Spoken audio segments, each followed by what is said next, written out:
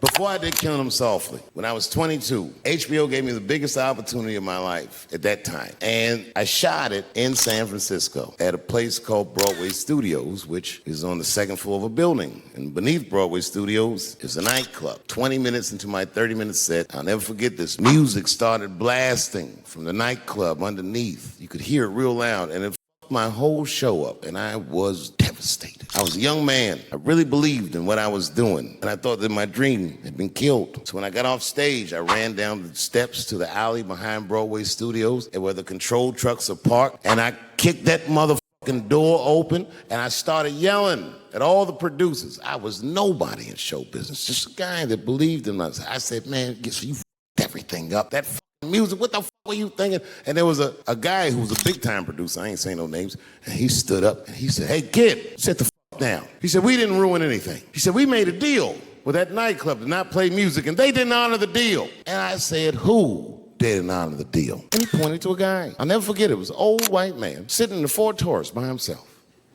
And he said, that guy right there.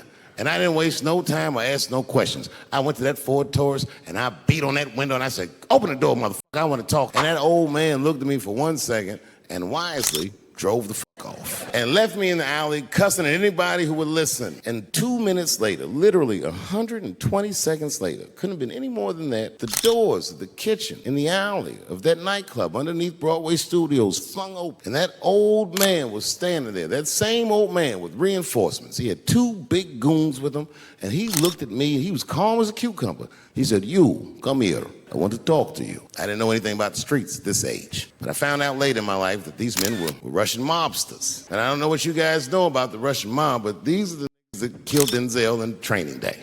And all the producers knew what I was up against. They said, Dave, do not go in there. And I said, f*** y'all. And I walked right into that kitchen, and they closed the doors behind me, and it got dark as f*** in there. And I knew, I'm not dumb, I knew I was in a bad situation.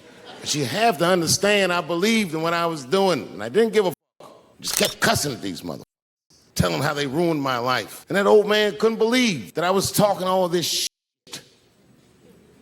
And as soon as I took a breath, he stopped me gently. He said, hey, kid, listen, your friends lied to you.